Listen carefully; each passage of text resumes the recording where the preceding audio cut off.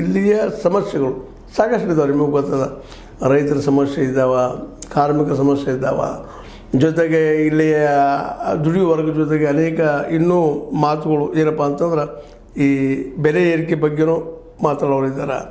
ಯಾಕಂದ್ರೆ ಬೆಲೆ ಏರಿಕೆ ವಿಷಯ ಬರ್ತಂದ್ರೆ ಇನ್ನೂ ಅಷ್ಟೇ ನಿರುದ್ಯೋಗದ ಬಗ್ಗೆನೂ ಮಾತುಗಳು ಆಗ್ಬೋದೇನೋ ಈ ಒಂದು ಅಧಿವೇಶನದಲ್ಲೇ.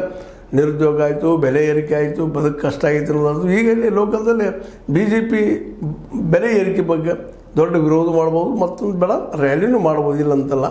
ಆದರೆ ಬೆಲೆ ಏರಿಕೆಗೆ ಇಬ್ಬರು ಕಾರಣ, ಕೇಂದ್ರ ಮತ್ತು ರಾಜ್ಯ ಸರ್ಕಾರ ಅನ್ನೋದನ್ನು ಇಲ್ಲೇ ವಾದ ಮಾಡಿ ಮಂಡಿಸುವಂಥ ಸಾಧ್ಯತೆಗಳಿದ್ದಾವೆ. ಜೊತೆಗೆ ಒಂದು ಪ್ರಸ್ತಾವನೆ ಏನೈತಪ್ಪ ಅಂದ್ರೆ ಕಾಂಗ್ರೆಸ್ಸಿಗೆ, ನೀವು ನಮ್ಮ ನಮ್ಮ ಹಣ ನೀವು ಕೊಡ್ತಾ ಇಲ್ಲ. ಆಲ್ರೆಡಿ ಇದನ್ನು ವ್ಯಕ್ತ ಮಾಡಿದ್ದಾರೆ. ನಮ್ಮ ಮೋದಿಯವರು ಬಂದಾಗ ಮೆಟ್ರೋ ಒಂದು ರೈಲ್ವೆಯನ್ನು ಉದ್ಘಾಟನೆ ಮಾಡೋಕ್ಕೆ ಬಂದಾಗ ಫಸ್ಟ್ ಹೇಳಿದ್ದಾರೆ, ನೀವು ನಮಗೆ ರೂಪಾಯಿದಾಗ ಬರೀ 13 ಪೈಸೆ ಕೊಡ್ತೀರಿ, ಉಳಿದು ಉಪಯೋಗ ಮಾಡ್ತೀರಿ ಅಂತೇಳಿ.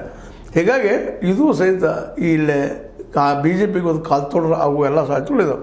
ಒಟ್ಟಾರೆಯಾಗಿ ಈ ಅಧಿವೇಶನ ಭಾಳಷ್ಟು ಪ್ಲಸ್ ಆ್ಯಂಡ್ ಮೈನಸಸ್ ಆಡಳಿತ ಪಕ್ಷಕ್ಕೂ ಇದ್ದಾವೆ, ಒಂದು ವಿರೋಧ ಪಕ್ಷಗಳಿಗೂ ಇದ್ದಾವೆ. ಯಾಕಂದರೆ ಪ್ಲಸ್ ಏನಪ್ಪ ಅಂತಂದ್ರೆ ಇವು ಗ್ಯಾರಂಟಿ ಆಯಿತು, ಮತ್ತೇನಾಯಿತು, ನೋಡಿ ಹೆಚ್ಚು ಮಾಡು, ಇವೆಲ್ಲ ಮಾತಾಡ್ಬೋದು.